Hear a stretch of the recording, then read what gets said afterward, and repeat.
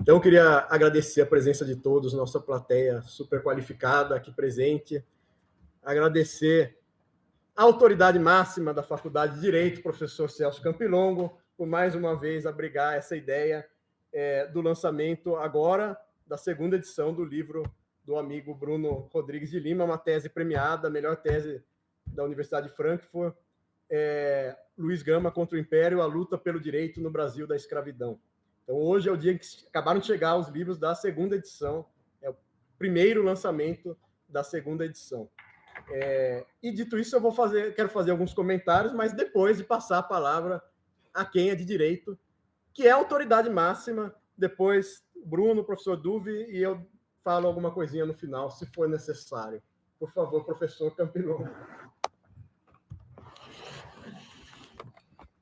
Aqui pode ser que tenha alguma autoridade máxima, mas definitivamente não sou eu. Se tem uma autoridade máxima aqui, é o especialista Bruno, que tem um livro que só na primeira tiragem vendeu mais de 5.000 exemplares, falando do Luiz Gama como ninguém falou, com a profundidade, com a tenha lido toda a obra do Luiz Gama. Mas daquilo que eu li, o livro do Bruno, merecidamente, chega à segunda edição num prazo bastante rápido. Eu duvido que alguém tenha vendido mais de 5.000 exemplares em qualquer dos bons livros que a gente tem a respeito do Luiz Gama, especialmente na produção dos últimos anos. Isso, por si só, fala muito a respeito de quem é a autoridade máxima nesta mesa. A autoridade máxima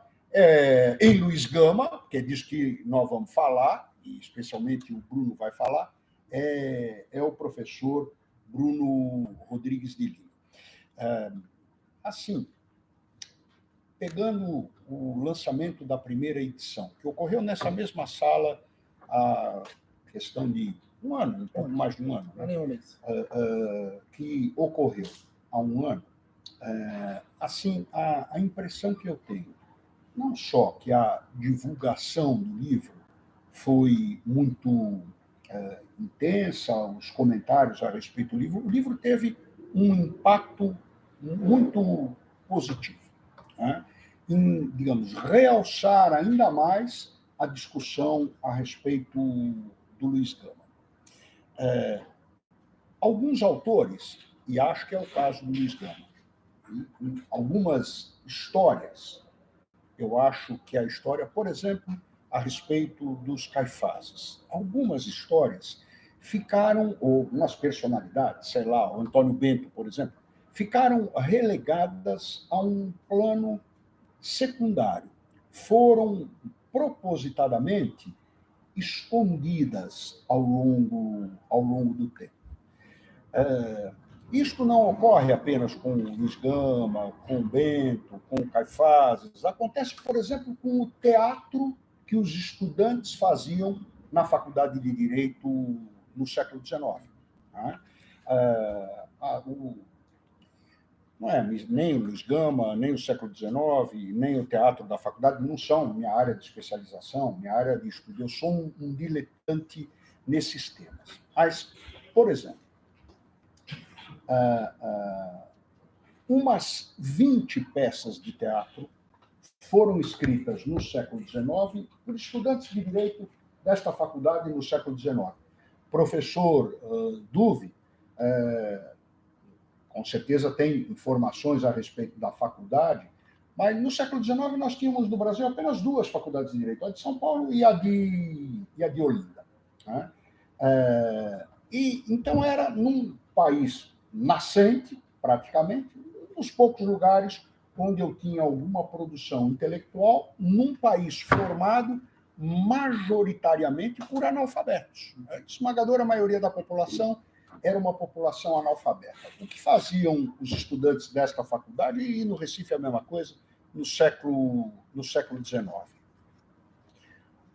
Utilizavam o teatro como uma ferramenta para manifestações políticas. Ou eu tinha, nestas poucas peças escritas, uma história dramática amorosa, um romance, alguém que ficou desiludido com a amada ou que ficou desiludido com o amor da sua vida, mas o pano de fundo era sempre os mesmos, ou era sempre o mesmo nessas peças.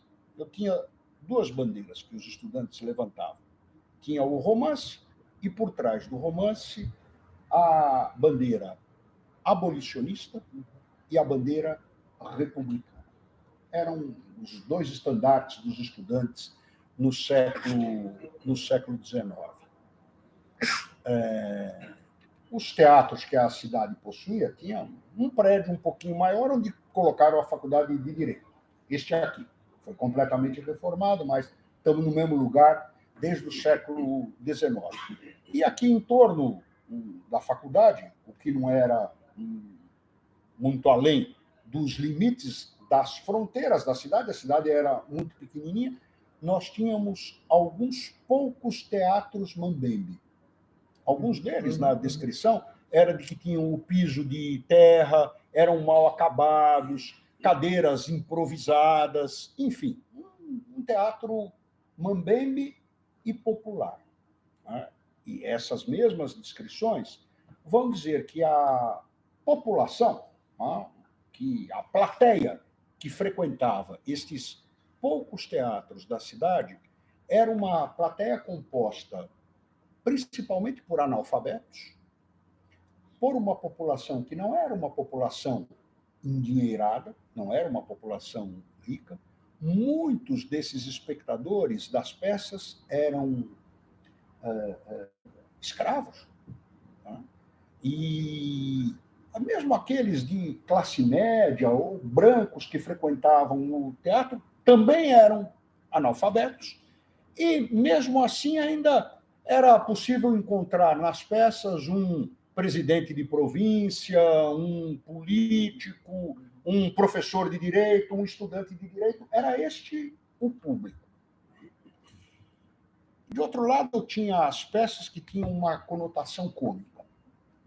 Além do drama amoroso, eu tinha a representação cômica. Algumas dessas peças retratam principalmente estudantes passando por apuros, passando por apuros com professores, apuros também com os seus amores, apuros com os seus colegas, apuros com a vida política do século XIX, as dificuldades que tinham os estudantes aqui no Largo de São Francisco. E, como pano de fundo, assim como nos romances ou nas peças de cunho dramático e romântico, essas de cunho cômico, né, tinham por pano de fundo as mesmíssimas bandeiras, a República e a abolição. Este era o caldo de cultura que caracterizava o século XIX na vida do teatro existente na cidade de São Paulo naquela época, um teatro estimulado pelos estudantes da faculdade, mas era neste mesmíssimo ambiente que viveu Luiz Gama, que viveram os abolicionistas, que viveram os republicanos no século XIX. O foco do livro do Bruno é este ambiente que possui muitas peculiaridades. E esse tom, às vezes cômico, aparece em algumas situações da vida do próprio Luiz Gama. Tem uma situação cômica e, ao mesmo tempo, demonstradora desta tentativa de apagamento das personalidades, fossem eles estudantes, acadêmicos, advogados, enfim, aqueles que viviam no século XIX nessa pequena cidade, nesta pequena província, como uma história que contrapõe, ou que reproduz o ocorrido numa audiência no Fórum aqui de São Paulo. Uma audiência que tinha, de um lado, o Luiz Gama, e, do outro lado, um advogado muito renomado, um aristocrata, alguém que integrava a elite da cidade, a elite cafieira, a elite aristocrática, chamado Carneiro Leão. Muitos conhecem esta história. Carneiro Leão está numa audiência com Luiz Gama. Depois o Bruno pode aprimorar muito mais a minha versão aqui, que é uma versão empobrecida e que perde detalhes desta conversa. O Luiz Gama está numa audiência perante o juiz e o Carneiro Leão se bacaneando com o juiz e esnobando o Luiz Gama, falando da sua origem aristocrática, da sua origem elitista, das virtudes da aristocracia paulistana. Depois de ouvir toda aquela lenga-lenga, o Luiz Gama fala algo do tipo: puxa, que prazer estar participando desta audiência com você, primo. Chamou o aristocrata de primo. E o Carneiro Leão fica indignado. Fala: como primo? Você não é meu parente? Você não é da minha família? Você não tem nada a ver comigo? Que história é essa de primo? E o Luiz Gama falou: o senhor é Carneiro, não? Carneiro Leão. O meu apelido é o apelido de Bode Negro. E todo mundo sabe que bode e carneiro são parentes. Logo, você é meu primo. O juiz caiu na gargalhada, o Luiz Gama caiu na gargalhada, e o Carneiro Leão ficou com a cara de carneiro e pouco de leão. Aqui eu tenho um pouco da picardia, da malícia dos estudantes do Largo de São Francisco no século XIX. O Luiz Gama não foi aluno da faculdade, mas frequentou muito este alunado, conviveu com estas pessoas e absorveu este tipo de, digamos, sagacidade, de inteligência e de bom humor, que frequentava o Teatro de São Paulo, que frequentava a mocidade que vivia em São Paulo naquela época, e acho que o livro do Bruno consegue retratar o espírito daquele tempo. Ele mostra o que aconteceu, o marco que foi o Luiz Gama no século XIX, a ponto de que, quando morreu, teve o funeral mais concorrido da história da cidade. Praticamente a população inteira da cidade de São Paulo foi ao funeral do Luiz Gama. Bom, isto, com o tempo, foi apagado, assim como a história dos Caifases, do teatro estudantil do século XIX, a história do Bento. Todas essas histórias ficaram apagadas durante muito tempo. Saía uma outra obra, um outro artigo, mas isso não tinha o empuxo que teve nos últimos anos e o empuxo dado, por exemplo, pelo livro do Bruno. Isso tem vários reflexos. Não estou estabelecendo um nexo de causalidade entre o que eu vou dizer e o livro do Bruno, mas é claro que tudo isto vive no mesmo ambiente. Do lançamento do seu livro para cá, eu fui, é possível que Lucas tenha te contado essa história, que você tenha escutado isso de outros estudantes. Nós temos aqui apenas uma estátua de corpo inteiro na faculdade. Essa história é do José Bonifácio, o Moço, não o patriarca da Independência, o outro. José Bonifácio, o Moço, logo quem entra na faculdade vê uma estátua do José Bonifácio. O José Bonifácio teve uma relação de amizade, de parceria, de sociedade, mas também de atrito, de polêmica, de disputa com o Luiz Gama. O único de corpo inteiro, estátua de corpo inteiro, não só o rosto, não só o busto, é o José Bonifácio, o Moço. Muito bem. Nos últimos 12 meses, do lançamento do teu livro para cá, por uma coincidência ou não, eu fui procurado pelo Centro Acadêmico 11 de Agosto, que está desenvolvendo um projeto para que se coloque no primeiro andar, no hall dos elevadores do primeiro andar, uma estátua de corpo inteiro, de ninguém mais, ninguém menos, do que o Luiz Gama.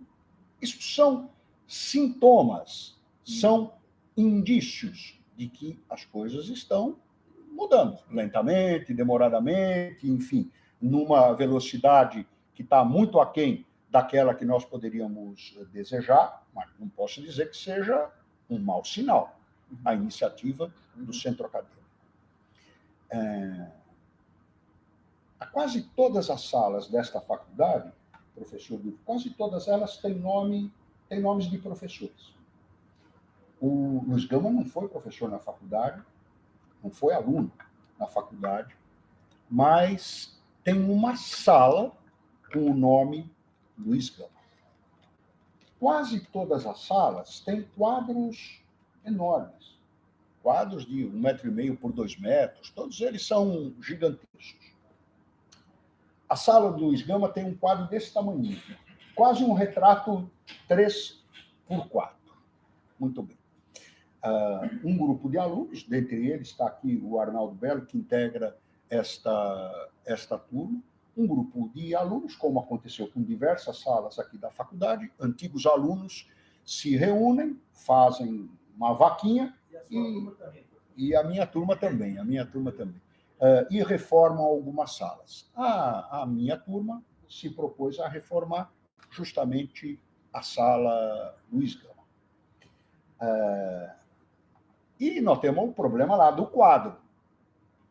E um grupo de professores, né, também me procurou, falou, eu sei que vocês vão reformar a sala Luiz Gama, nós entramos em contato com um artista negro, muito especializado em pintar rostos de negros, o Dalton Paulo. O Dalton Paulo é um pintor, enfim, que cobra muito caro por um quadro. Os quadros dele têm um prestígio enorme, faz exposições no mundo inteiro, é um pintor, um artista brasileiro muito prestigiado. Como é que é? Dalton Paulo. É. E o pintor falou para esse grupo de professores que, como este era um caso especial, faria um preço especialíssimo e furaria a fila, de modo a que o quadro do Luiz Gama viesse no tamanho dos outros, um quadro na mesma proporção dos outros, mas num estilo moderno, no estilo que o Dalton Paulo bem entender, mas esse é também um sinal dos tempos. Quer a reforma da sala, quer especialmente a colocação de uma obra de arte deste porte nesta sala, mostram, tudo isso aconteceu depois da publicação do livro do Bruno. Repito, não há um nexo de causalidade, porque o Bruno publicou o livro, resolveram fazer estátua, resolveram fazer o quadro, resolveram fazer tudo. Evidente que não é isso, mas é no bojo destas coisas, nas quais, ou dentre as quais, o livro tem um papel de protagonista, que essas mudanças são empurradas, são incentivadas. É claro que tem um papel importante também essa discussão, esta reunião. Então, eu queria dizer que para a Faculdade de Direito foi uma grande honra ter participado, acompanhado do lançamento no ano passado. Bruno me falava agora há pouco, eu perguntei para ele, qual foi a tiragem da primeira edição? Somando as várias reimpressões, mais de 5.000 exemplares na primeira edição. Agora nós estamos aqui com a segunda. Mas ele me disse também o seguinte, que na semana que ele esteve aqui, não teve só aqui, teve também em outras faculdades, mas na semana em que ele esteve aqui, logo de cara, nos dias que se seguiram ao lançamento daqui, ele esgotou a venda da primeira impressão. Então, eu espero que a faculdade, que foi pé quente na primeira edição, seja muito pé quente também na segunda e que você venda mais de 5.000 da segunda edição. Seja muito bem-vindo, é uma alegria, uma honra para a Faculdade de Direito receber o lançamento da segunda edição. Parabéns pelo teu trabalho. Obrigado.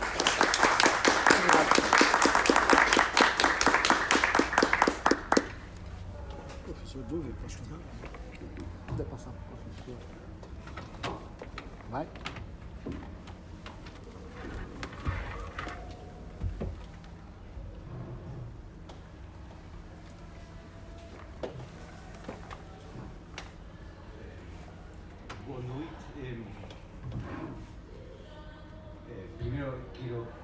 disculpas por no hablar en portugués. Entiendo, comprendo el portugués, mas no falo. Falo en español. Muchas gracias por la invitación, buenas noches a ustedes y muchas gracias también por el recibimiento acá. Mi papel acá es un papel más bien de observador y de alguien que orgullosamente y lleno de alegría está viendo el éxito del trabajo de Bruno. Y me quiero limitar a algunas palabras muy breves que quizás pueden conectar y además explicar por qué un trabajo como el trabajo de Bruno se originó al final, se originó desde hace mucho tiempo en Brasil, pero al final fue aprobado como una tesis summa cum laude de la Universidad de Frankfurt y fue trabajado dentro del marco del Instituto Max Planck de Historia y Teoría del Derecho en Frankfurt. Pero quiero un poco referirme a lo que acabamos de escuchar, que me parece muy interesante, la descripción del ambiente de debate, de discusión, que es tan importante para la evolución del derecho. Y quiero remarcar una cosa que tiene que ver con ese evento acá, que la investigación y la tarea de los investigadores no termina con el libro. Muchas veces nosotros trabajamos, escribimos libros y después, nos dedicamos al próximo libro o nos dedicamos a otra cosa. El libro es un momento en la vida de un tema, en la vida también de un investigador, o debería ser solamente el inicio, porque después este libro, el tema, la propuesta, cobra una vida. Y obviamente no podemos controlar la vida de lo que hicimos. Es como una obra de arte que luego va a encontrar su interpretación a través de la gente que mira la obra de arte. Y tiene una vida independiente de nosotros. Pero creo que es muy importante y no es una práctica muy habitual, y mucho menos en el campo jurídico. Creo que es muy importante hoy día de seguir la vida de un libro y de no terminar con la publicación, sino de buscar distintas formas de que el mensaje, el libro, el contenido pueden interactuar con la audiencia o las muchas audiencias. Hoy día se habla mucho de conceptos de open science, de que la academia tiene que abrirse mucho más y tiene que aspirar a ser menos elitista. Creo que es algo que para los abogados es impresionantemente de una importancia trascendental frente a todas las crisis políticas, jurídicas y de otro tipo que estamos viviendo, que nosotros entendemos que nuestra investigación no termina con la escritura del libro, sino tiene que también incluir que el contenido de esta investigación sea acercado, discutido y incluso quizás revisado en un diálogo con un público.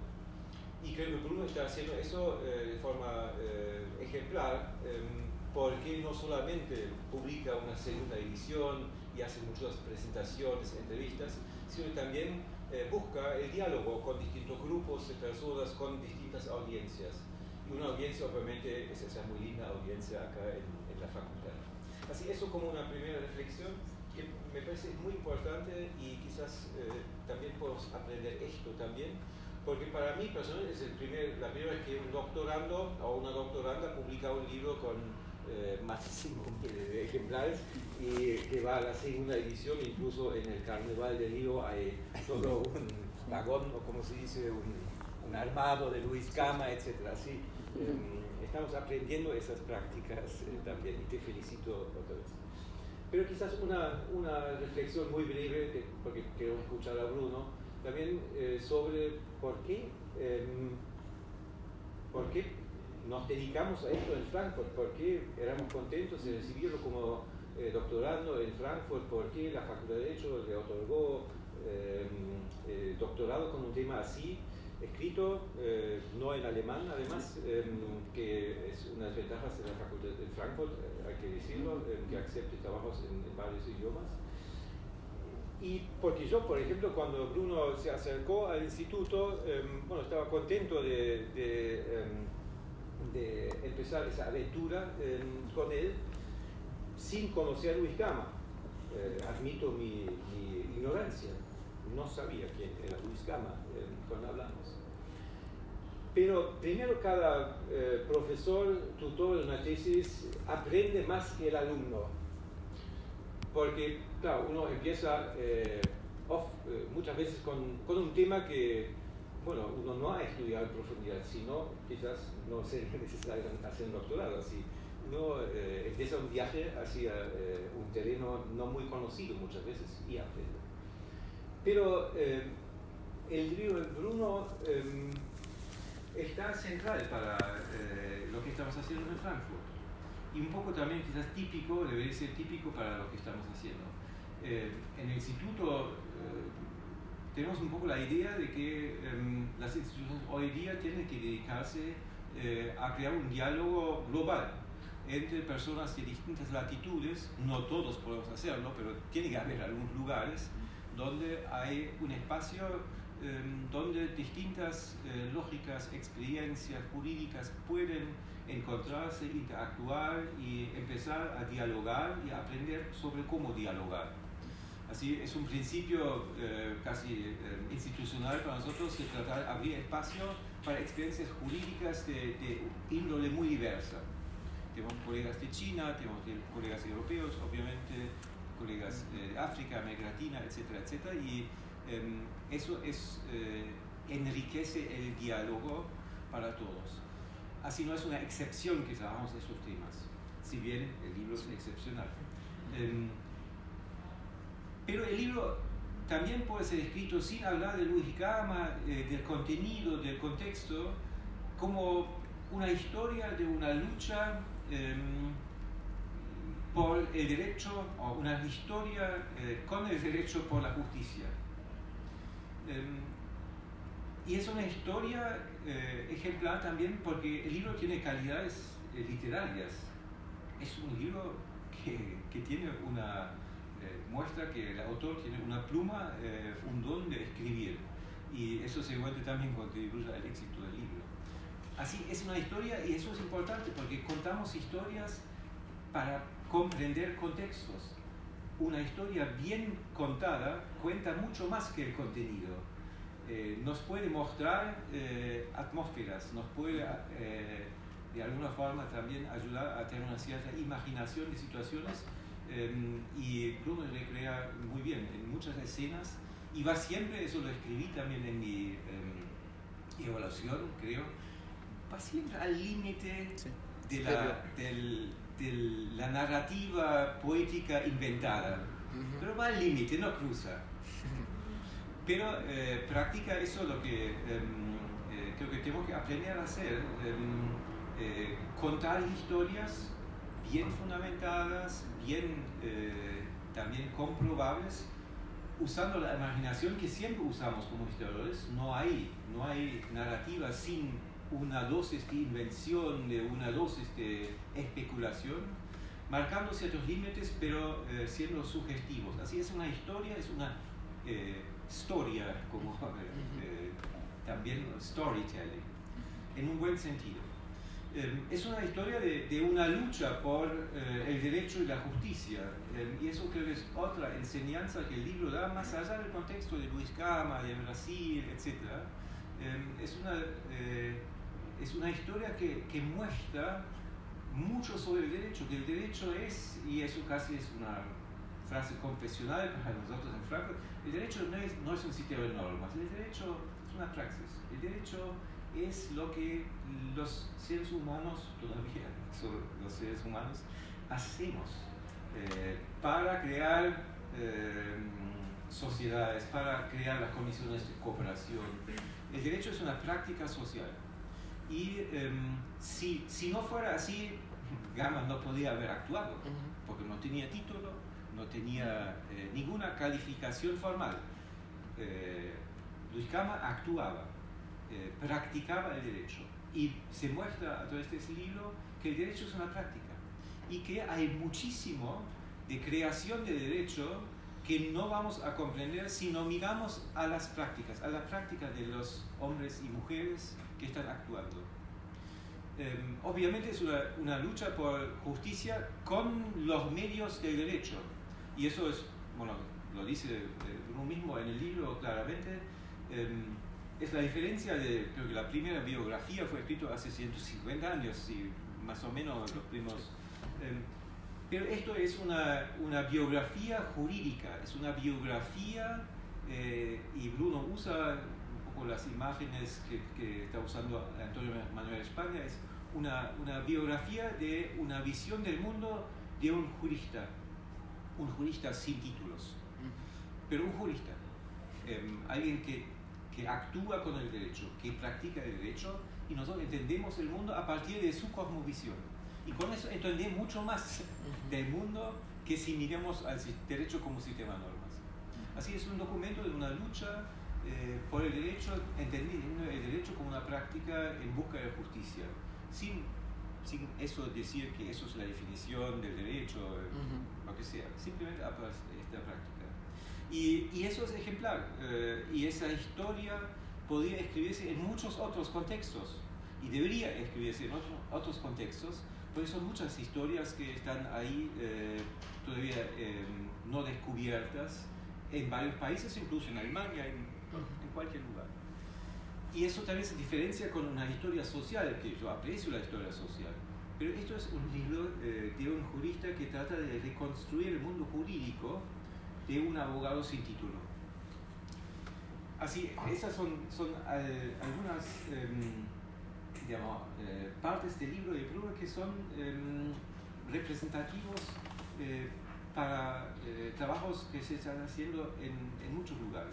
Y hay un último punto que quiero mencionar que también me parece muy importante sobre el libro a partir de esa perspectiva muy abstracta, desde la mirada no brasileña, para decirlo así.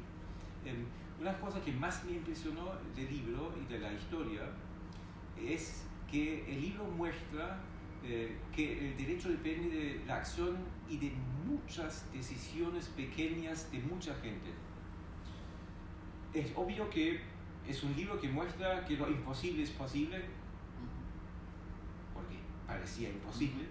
Si uno hubiera predicho, mira, Luis Gama hace esto, vas a tener 771 casos de liberación, etc.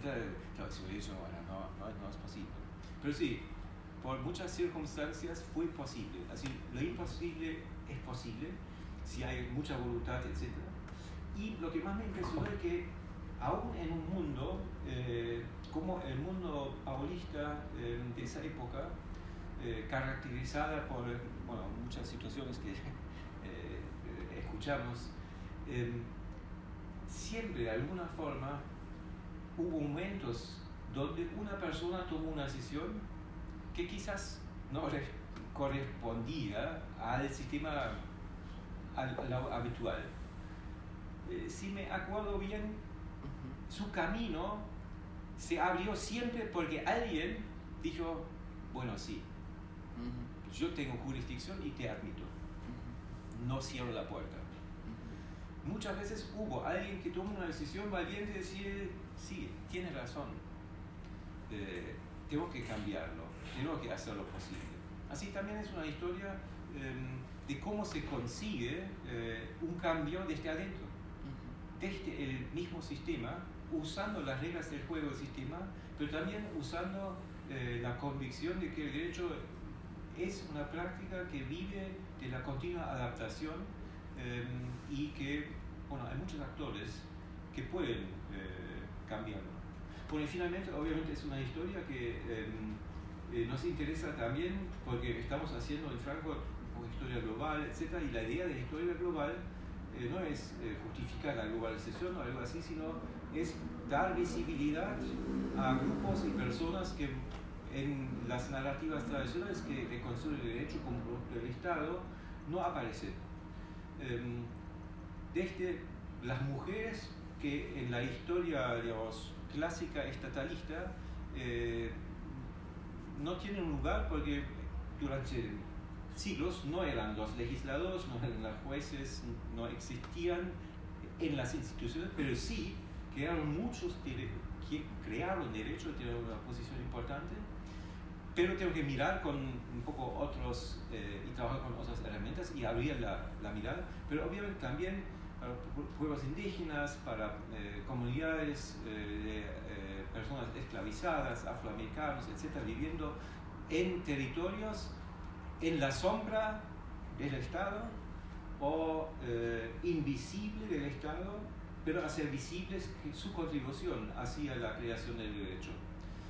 Y creo que es un caso ejemplar de alguien que desde la invisibilidad tuvo un gran impacto en el derecho. Bueno, esas son algunas razones por las cuales estamos muy felices de poder tener Bruno en Frankfurt y poder aprender a través de ese trabajo sobre un momento en la historia del derecho de tanta importancia. Así yo estoy muy agradecido que podemos estar acá ya para la presentación de la segunda edición y estoy muy contento de escuchar cómo Bruno sigue pensando sobre Luis Gama, porque seguro nos va a contar cosas que no están en el libro. Así, muchas gracias.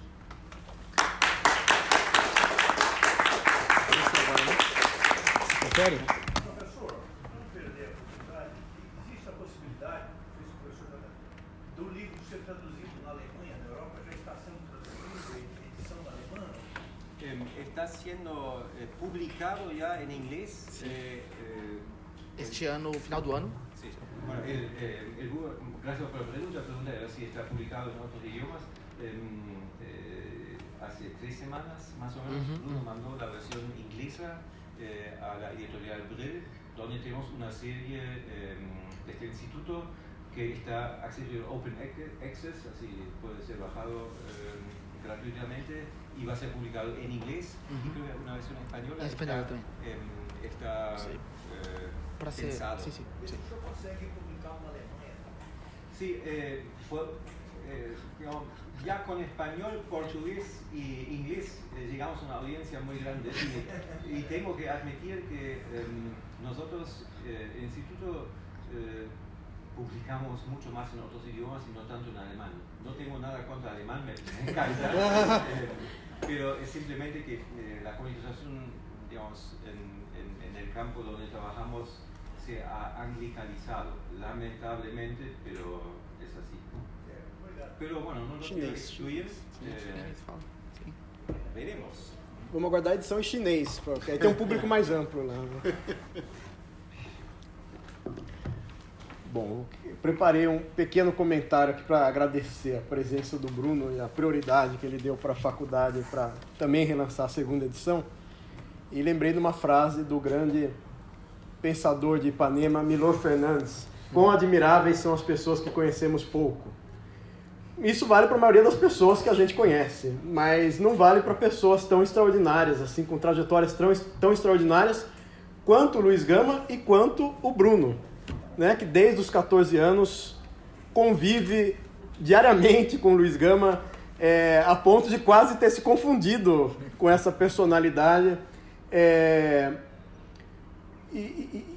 São duas pessoas que têm uma trajetória épica, assim, a do Luiz Gama contada nesse livro, mas a do Bruno também, né, até chegar, enfim, passando por tantas faculdades de Campinas, aqui no estado de São Paulo, passando por Itatiba, no interior do estado de São Paulo também, Bahia, Brasília, até chegar em Frankfurt e voltar para o Brasil e vender os 5.000 exemplares da primeira edição, também é uma trajetória épica, né? E queria comentar, enfim, um pouco do papel aqui, como esse livro também transcende e cobre todas as áreas do nosso departamento, né, de filosofia, teoria e história do direito. Porque a história do direito que a gente aprendia e estudava aqui na faculdade, eu não lembro, ao longo da minha graduação, de ter ouvido o nome do Luiz Gama na faculdade. Não existia, acho que a sala ainda, Luiz Gama, não lembro. E não lembro também de ter ouvido o nome de muitos autores importantes do pensamento brasileiro, inclusive. E foi o professor Campilongo que, enfim, depois que eu terminei o doutorado, sugeriu a ideia da gente criar uma disciplina na graduação e na pós-graduação para também trazer esses autores, pensadores brasileiros, sociologia da Constituição. E ano passado, talvez tenha sido uma das primeiras turmas da graduação que eu estava ministrando que teve contato com os textos de Luiz Gama, porque o Bruno, além de publicar esse livro importantíssimo, está editando, né, 11 volumes, é isso? Das obras completas de Luiz Gama, que também é um trabalho colossal. Não só ter escrito as obras, como editar essas obras, né? Então a turma do ano passado talvez seja das primeiras que está lendo Luiz Gama na fonte, né?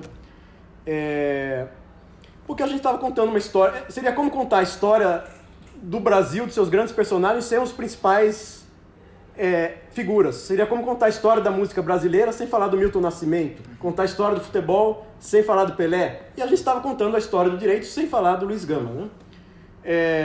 E esse livro vem mudar a história, né? Porque a história acontece, tem os eventos, os personagens do seu momento, aquilo vive um pouco na memória coletiva. O professor Campilongo falava de como o enterro do Luiz Gama foi dos mais concorridos da história, e aquilo se perde se não vier a historiografia, a escrita da história, e registrar aquilo com a paixão que o Bruno registra, como o professor Duve estava comentando. Então, quer dizer, 150 anos depois, o Luiz Gama entra de fato, de alguma forma, né, nessa faculdade. Porque não teve, como já comentado, a trajetória de um jurista típico do Brasil do século XIX, de estudar no Largo São Francisco ou na Faculdade de Direito de Olinda, né? Mais ou menos a trajetória do Saramago, que ele comentava em Portugal, que todos os escritores portugueses tinham raiva deles, porque eram formados em Coimbra, em Lisboa, e ele, que nem tinha nível superior, ganhou o prêmio Nobel, e ninguém perdoava por isso, né? Aí vem o Bruno nos dizer que Luiz Gama foi o maior jurista do Brasil, das Américas e talvez do mundo moderno. Como é que a gente pode perdoar na maior faculdade de Direito do Brasil, né? Temos que engolir essa, né? De formar muita gente medíocre e ter alguém tão genial que teve um contato não formal, esporádico, apenas, né, com essa faculdade. Um outro tema importante, isso é a parte de história do direito, né? O outro grande tema que está nesse livro, a sociologia do direito. Qual que é o tema da sociologia do direito? A eficácia do direito, a relação entre o direito, a normatividade e a estrutura social. Uma das estratégias importantes do Luiz Gama, né, que mostra o problema da eficácia do direito e a sua relação com a estrutura social no Brasil, é o fato dele começar a advogar lá na década de 1860, 70, e usar como um dos seus argumentos uma lei da década de 30, que é justamente a famosa lei para inglês ver, a lei que proibiu o tráfico em 1830, que não pegou, justamente teve esse apelido de lei para inglês ver, né? E depois, em 1850, o Brasil proíbe o tráfico formalmente, com a lei Eusébio de Queiroz, promove a imigração e na mesma semana aprova uma lei para dificultar o acesso à terra, inclusive pelos imigrantes que vinham, né? A lei de terras, de 1850. E então, 3 décadas depois que é aprovada essa lei que proíbe o tráfico, né, de 1830, o Luiz Gama começa a advogar, e uma das suas estratégias é mostrar que as pessoas vieram contrabandeadas para o Brasil nessa época. Mas é uma lei que só tem eficácia social, só começa a ter eficácia social pela atuação, entre outros, do Luiz Gama, que começa a invocar esse argumento, mostrando que as pessoas foram contrabandeadas e que, portanto, não poderiam continuar escravizadas 30 anos depois, talvez, que chegaram ao Brasil, né? Então, é uma lição também de sociologia do direito, o próprio livro do Bruno e a análise do Luiz Gama, e mostrar como só nesse finalzinho do século XIX, segunda metade do século XIX, os tribunais começam a ter uma liberdade para aplicar aquilo que já era o direito positivo, mas que não chegava no centro do sistema jurídico, nos tribunais, né? Como muito bem analisado pelo nosso querido, meu orientando Felipe Monteiro, que mostra como a liberdade dos tribunais também atuava em paralelo com o papel que esses tribunais podiam ter em dar eficácia para o direito em libertar os escravizados, né? Como isso só foi possível décadas depois das primeiras medidas legais, que tinham só um efeito simbólico, talvez, de o Brasil mostrar que estava no nível da civilização do Atlântico Norte, mas que essas leis não tinham eficácia aqui no Brasil. E, finalmente, é uma lição também, o livro de teoria do direito, né? Porque o grande tema da teoria do direito no século XIX é o direito privado, é o formalismo jurídico, é a interpretação do direito. E o Bruno mostra, por exemplo, um dos temas desse livro, que talvez gere um novo livro, né? Que é a maior ação de libertação de escravizados nas Américas, a questão Neto, que o Bruno foi lá e descobriu os documentos que todo mundo dizia que estavam perdidos para sempre. E Luiz Gama vai usar a técnica jurídica, a interpretação do direito, o formalismo jurídico, a letra do testamento do sujeito lá, do comendador Neto de Santos, para mostrar que ele queria que os seus escravizados fossem libertos com sua morte. E o Luiz Gama, como o Bruno também gosta de repetir um verso aí do Fernando Pessoa, né? Que Luiz Gama era um técnico dentro da técnica, né? Quer dizer, ele sabia que no tribunal ele tinha que ser o melhor advogado possível, e ele foi um dos mais bem pagos e reconhecidos, inclusive, pela sua excelência técnica na interpretação do direito, na argumentação. E além desse papel de técnico do direito, de defender com excelência, com sucesso, né, suas causas, ele também tinha esse outro papel que o professor Mangabeira Unger, que estará fazendo palestra na próxima terça, porque a cada terça a gente recebe convidados só desse nível, né? Essa terça é o Bruno, terça que vem o professor Mangabeira Unger vem falar a questão da imaginação institucional, né? Como o Luiz Gama, diz o Bruno, também foi um estadista sem um Estado. Foi alguém que criou clubes, jornais, partidos políticos, escolas, tentou usar todos os meios que eram possíveis para difundir suas ideias e para produzir ideias do que seria um Brasil sem a escravidão, né? Que ele não conseguiu ver, enfim, falecendo antes da Lei Áurea, né? Pelo menos da medida que formalmente encerrou a escravidão.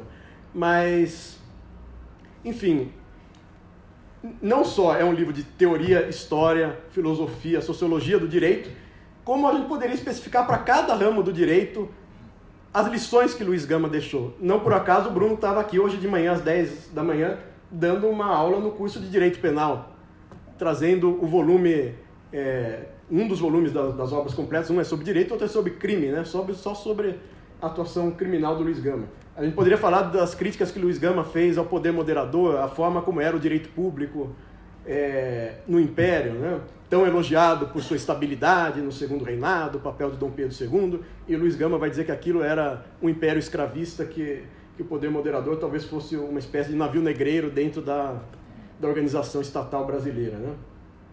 Então, quer dizer, como a gente poderia estar falando até hoje de direito sem falar do Luiz Gama? A gente fica se perguntando isso depois de ler o livro, de conhecer a obra do Bruno e do Luiz Gama, mas esse era o fato, e é o fato ainda predominante hoje, né?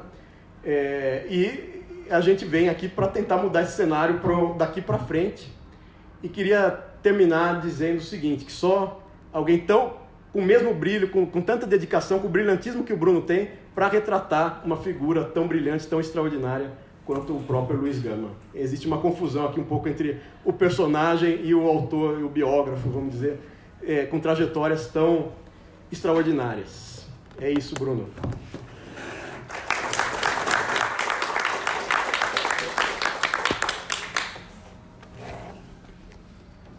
Boa noite a todos e todas. Eu acho que já está claríssimo que a autoridade máxima é Luiz Gama. Foi resolvido o enigma. Já foi resolvido o enigma. Olha, que alegria estar aqui. Que alegria. Assim, passa um filme na cabeça e ver o livro pronto. Eu acabei de ver ele aqui agora, de pegar em mãos. Então, é um momento que eu fico um pouco emocionado. Não é muito fácil ter o fio das ideias tão retilíneos assim, mas tentarei aqui o meu melhor. Eu quero agradecer essa casa, ao professor, diretor Celso Campilongo, pela recepção de primeira, pela recepção calorosa, pelo acolhimento fraterno de vir aqui nessa casa que se revelou pé quente, porque nós havíamos conversado antes do lançamento e pensamos que o primeiro lugar teria que ser aqui. Passam-se alguns meses, o livro fica pronto, acertamos de que o lançamento de fato seria aqui, e foi um acontecimento muito bonito, né? Em abril do ano passado, o lançamento aqui, No dia seguinte, eu segui, acredito, para a Escola Nacional Paulo Freire, na periferia de São Paulo, e assim por diante, numa maratona de 50 lançamentos, em 11 estados da federação.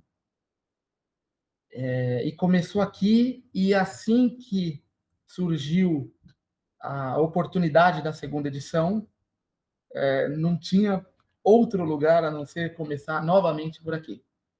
Então, pelo acolhimento da direção dessa casa, dos professores dessa casa, do alunado dessa casa, é uma oportunidade mesmo estar em diálogo com esta academia que o Luiz Gama conheceu de perto, né? Foi um assíduo frequentador da biblioteca dessa casa, à época dirigida pelo seu compadre e padrinho de seu filho, padrinho de casamento e padrinho de seu filho, e superior hierárquico na Polícia de São Paulo, professor dessa casa, Furtado de Mendonça. Então, eu agradeço ao professor Campilongo, e já imaginando historicamente o futuro desse livro, quem sabe, oxalá chegue mais e mais e mais leitores e leitoras, eu procurarei o senhor para a terceira, quarta, por que não dizer quinta edição. Se pensar grande é um dever nesses tempos de crise, se pensar grande é um dever, eu quero ver, quem sabe, esse livro num azul marinho e também num verde, e por que não em outras cores, né? Bom, alegria estar aqui. Alegria duplicada, triplicada, quadruplicada em estar junto ao meu orientador de doutorado, professor Thomas Duvey, que é o primeiro leitor desse trabalho, acreditou nesse trabalho, apoiou esse trabalho, me deu ferramentas para estudar o caso do Luiz Gama, estudar a produção de conhecimento normativo em São Paulo, nessa fração de tempo que vai, sobretudo, da década de 1850 à década de 1880. Me deu essas ferramentas metodológicas, conceituais, para pensar o direito, para pensar esse caldo cultural do direito que se comunica com as artes, que se comunica com o teatro, como muitíssimo bem falou o professor Campilongo, que se comunica com tantas esferas da vida social, vale para a administração pública, para o mundo da imprensa, tantas conexões que faz o direito enquanto prática social. E essas ferramentas, esses métodos, enxergar São Paulo no globo, que foi uma dificuldade particular que eu tive para escrever o trabalho, onde é que está o mundo, não só fazer como levar a província para o mundo e como trazer o mundo para a província e tentar entrelaçar produção de conhecimento na Europa Central, por exemplo, e escritos normativos pragmáticos na imprensa paulistana. Como ligar a doutrina clássica e, digamos, uma doutrina barata, entre aspas, produzida ali diante de um caso como o caso da fuga das galinhas, em que há uma disputa contratual no mercado municipal de São Paulo, o Gama é chamado para divulgar para um dos polos da ação, no juízo de paz do Distrito Norte da Sé. E o Gama vai produzir uma reflexão doutrinária formidável a partir de uma ninharia.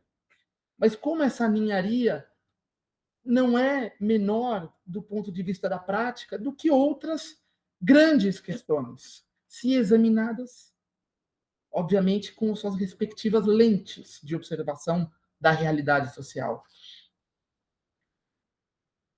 Ver São Paulo no globo, ver essa São Paulo do trem rasgando o interior, da imprensa se multiplicando, das jurisdições se multiplicando, foi uma dificuldade que eu tive que vencer, e acredito ter, com algum sucesso, vencido muito pelas ferramentas que eu pude aprender com o professor Thomas Duvey, que poderia gastar mais e mais tempo falando, mas é melhor que eu segure um pouquinho agora sob o risco de exceder um pouco.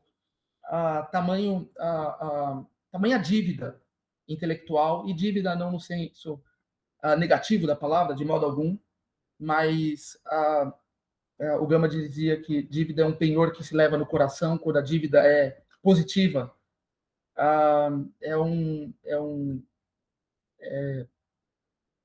É algo que eu carrego para a minha vida, as lições que eu recebi durante o doutoramento, e que eu espero que eu corresponda nos próximos trabalhos também, para que o doutoramento seja, na verdade, uma parte de uma caminhada intelectual e que sirva também para que eu possa ensinar o que eu aprendi. E agradecer ao amigo novo, mas já camarada velho, Lucas Amato, porque é um leitor de Luiz Gama, é alguém que foi fundo a Luiz Gama, é alguém que tem ensinado Luiz Gama, isso se reflete em seus orientandos, se reflete em suas aulas. Lucas é mais do que um interlocutor intelectual, é alguém que leu o Luiz Gama com o respeito que merece e que foi a fundo mesmo para entender a angústia do Luiz Gama com o direito do Brasil. E a angústia de Luiz Gama é a mesma para quem pensa criticamente o direito no Brasil hoje, verdadeiramente criticamente o direito do Brasil. Então, Lucas Amato, muito obrigado pelas palavras, assim como eu agradeço as palavras dos demais professores, registrando que aqui temos professores da Universidade de Brasília, da Universidade de São Paulo, da Regional do Cariri, no Ceará, da Universidade Presbiteriana Mackenzie, da Fundação Getúlio Vargas, da Universidade Federal do Acre, da Estratego de Belém do Pará. Uma audiência qualificada, acredito que Ricardo Espíndola está online, pelo que me escreveu minutos antes, então da Universidade Federal do Tocantins. E é uma alegria ver um auditório desse tão receptivo ao livro. O livro precisa de bons leitores, boas leitoras. Um livro, em realidade, precisa de um leitor e de uma leitora que queira ler, que queira minimamente dialogar com essas linhas escritas. Parece bobagem, parece pouco, mas é muito bonito de ver quando as pessoas se abrem mesmo ao livro, a discutir, a criticamente avaliar o que tem ali naquelas páginas. E o livro tem encontrado bons leitores e leitoras em muitos lugares. Essa é uma felicidade que eu não imaginava mesmo, porque não tinha essa experiência antes de ver um livro navegar de modo tão veloz, com um vento favorável.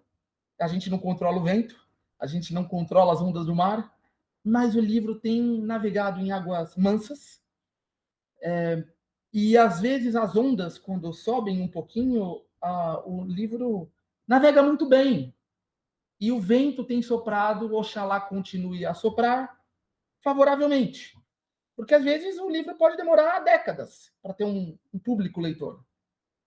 E em 13 meses, desde o lançamento aqui, eu lancei em mais de 50 lugares, entre eles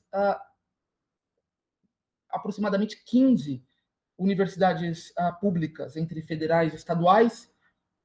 Lancei o livro na Suprema Corte, na Escola de Samba Portela, que levou Luiz Gama à avenida, e certamente é uma das responsáveis por essa segunda edição, porque não fosse a Portela popularizar Luiz Gama como popularizou no desfile de fevereiro de 2024, é algo que eu tenho que agradecer muito.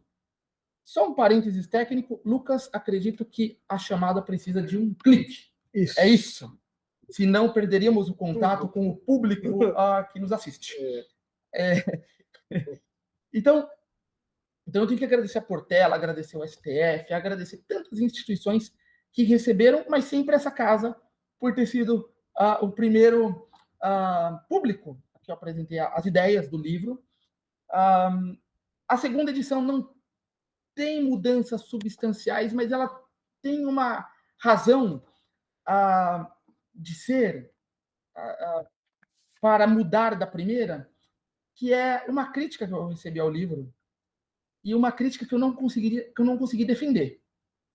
O livro recebeu uma crítica importante enquanto produto final, Verônica, da Clínica de Direitos Humanos Luiz Gama, e que eu não pude refutar. A crítica era que o livro era muito caro.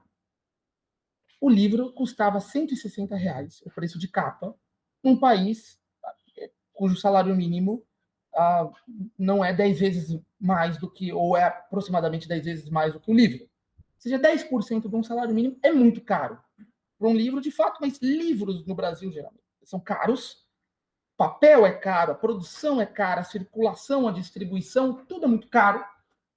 E eu fiz um pedido para a editora Contracorrente, que é uma editora que eu só tenho a agradecer de pé pelo tratamento editorial que deu, tanto na primeira quanto na segunda edição, pela circulação que deu ao livro. O livro chegou em todos os estados da federação.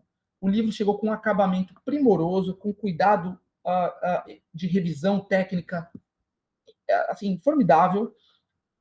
Mas o livro chegou a R$160 no seu exemplar de capa dura. E eu perguntei, fiz esse pedido, o que era possível fazer para baratear o livro. E, assim, a Contracorrente deve ter feito alguma mágica interna, barateou alguns custos da preparação mesmo da obra, sem perder qualidade, o que é interessante, mas da capa dura passou a brochura, e o pôster que tínhamos antes não temos mais, mas temos uma excelente reprodução da imagem de abre-alas do livro, que é essa gravura de Ângelo Agostini na imprensa paulistana de 1867, com muitos professores da casa, inclusive de ambos os lados, o que é muito interessante, porque temos professores dos dois lados da disputa política que se travava no Partido Liberal de então. E a Contracorrente conseguiu baratear tanto esse livro que ele chega com preço final de R$99. Sair de 160 para 99 é uma diminuição de, no mínimo, um terço, aproximadamente 40%. Porque esse livro é um pedido, um desejo que eu tenho, é que esse livro precisa encontrar mais e mais e mais leitores e leitoras. Porque leitores e leitoras existem. É preciso chegar.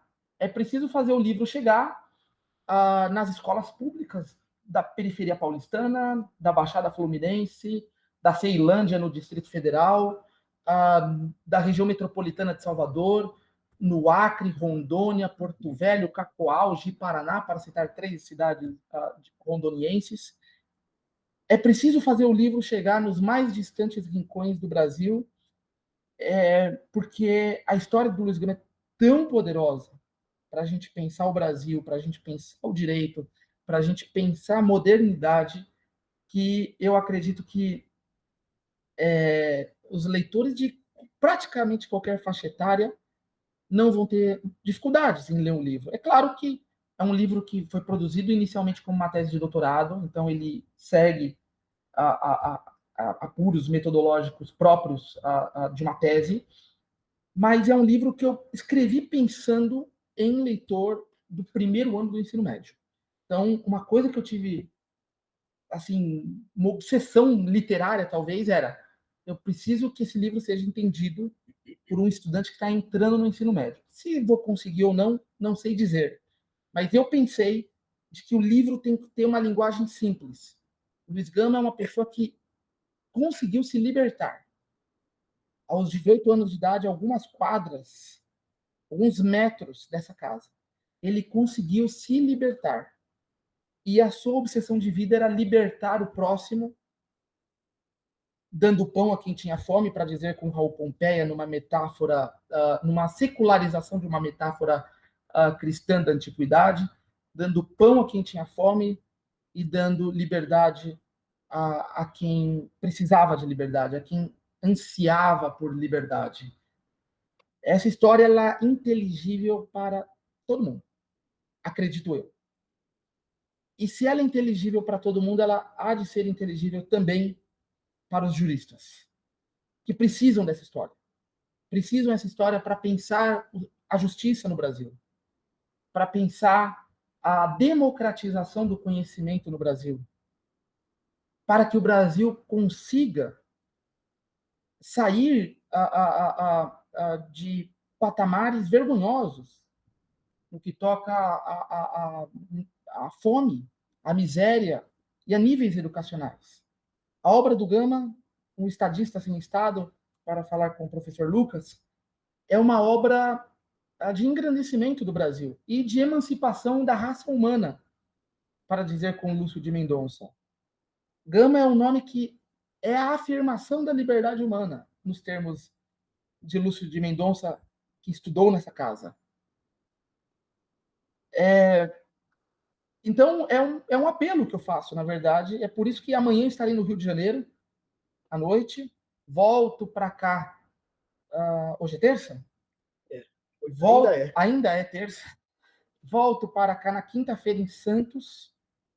Vou, sexta-feira, volto aqui a São Paulo, a essa casa, para apresentar no encontro de jovens historiadores do direito, que acontece essa semana.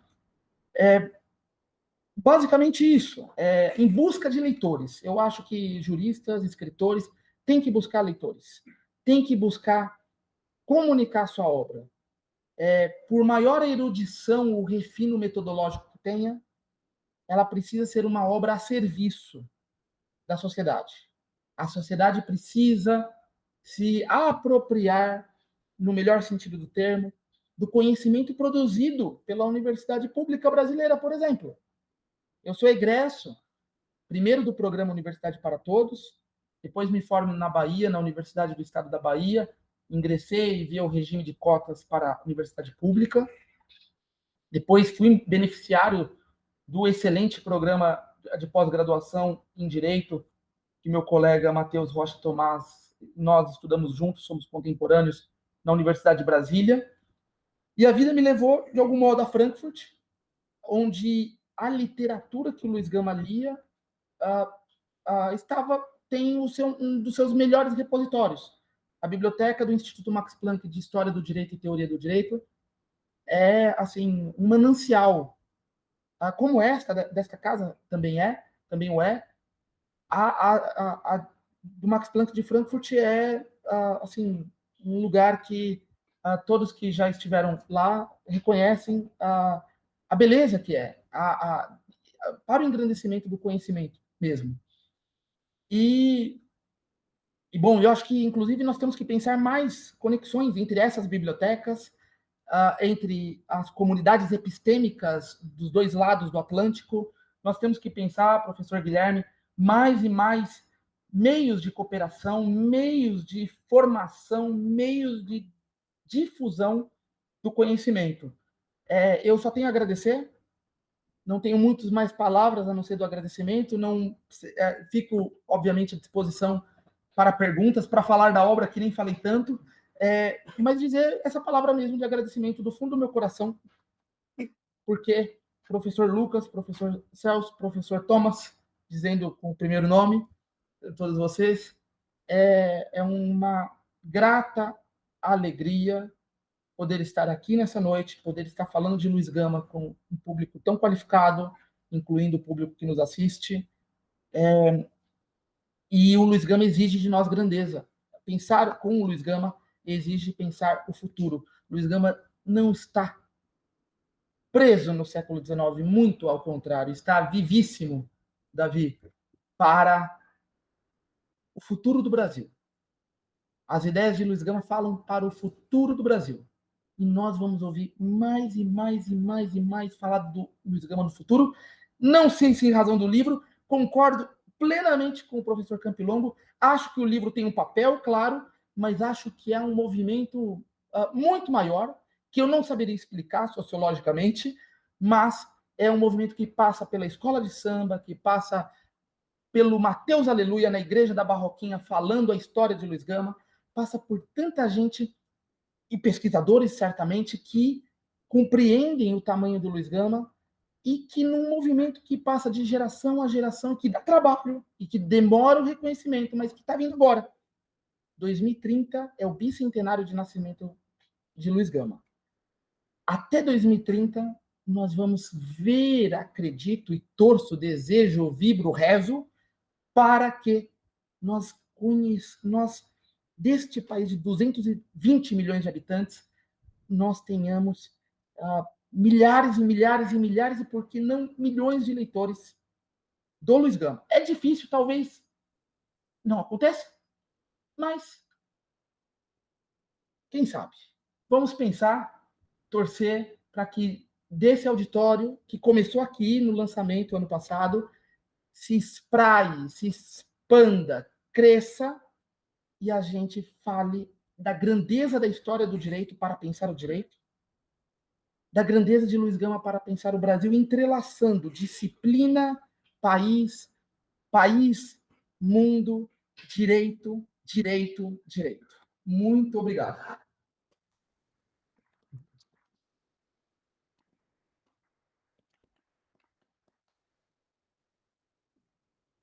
Bom, então, com os poderes concedidos pelas várias autoridades máximas, que agora eu já perdi as contas, Luiz Gama, Bruno, Celso Campilon, Thomas Dúvia, abro para a plateia, para a participação popular. Inquirir, Bruno, tudo aquilo que vocês queriam saber sobre Luiz Gama e nunca tiveram coragem de perguntar.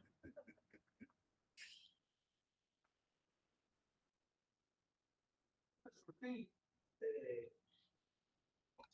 descendentes vivos hoje? Tem, e eu atendi um telefonema há minutos antes de entrar, junto ao Lucas, aqui ao lado, que amanhã eu conhecerei 2 tataranetas do Luiz Gama no Rio de Janeiro. Estarão amanhã, por ocasião do lançamento no Centro Cultural da Justiça Federal do Rio de Janeiro. A desembargadora Gáulia me telefonou e disse que uma das razões que ela está feliz com o evento, e eu, obviamente, mais ainda, é que 2 tataranetas do Luiz Gama, ou melhor, pentanetas do Luiz Gama estarão presentes. Luiz Gama teve 2 filhos. Uma menina chamada Luísa morreu pequenininha, num surto de tuberculose que teve em São Paulo. E um menino chegou à vida adulta, se formou na Escola Militar do Rio de Janeiro, se formou em engenharia e chegou a dirigir o Corpo de Bombeiros de São Paulo, o Benedito Graco Pinto da Gama, filho de Luiz Gama, com Claudina Fortunato Sampaio, a companheira da vida toda do Luiz Gama. O Luiz Gama se casou em outubro de 1869 aqui, vizinho na Igreja da Sé, na antiga Igreja da Sé, não esta catedral que vemos hoje, mas a primitiva Igreja da Sé.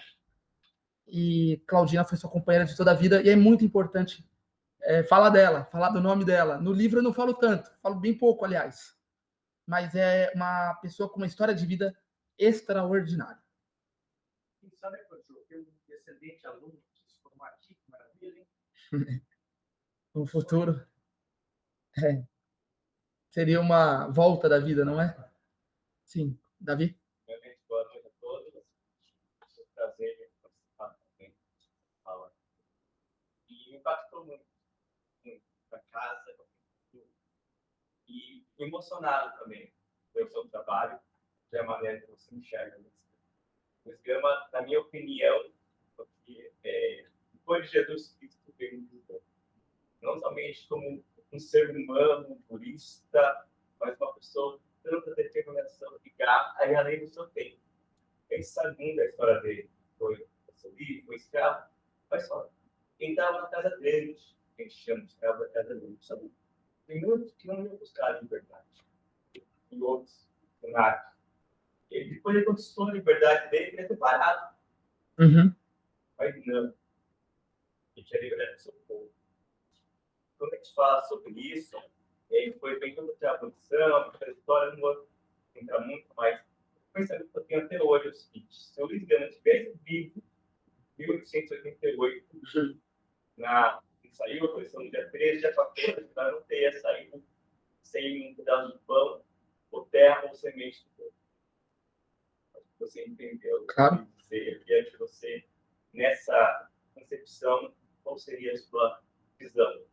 Você consegue compartilhar isso Muita gente se perguntou, quando deu a abolição em 1888, em abril, a abolição formal de maio de 88, eu li a imprensa do período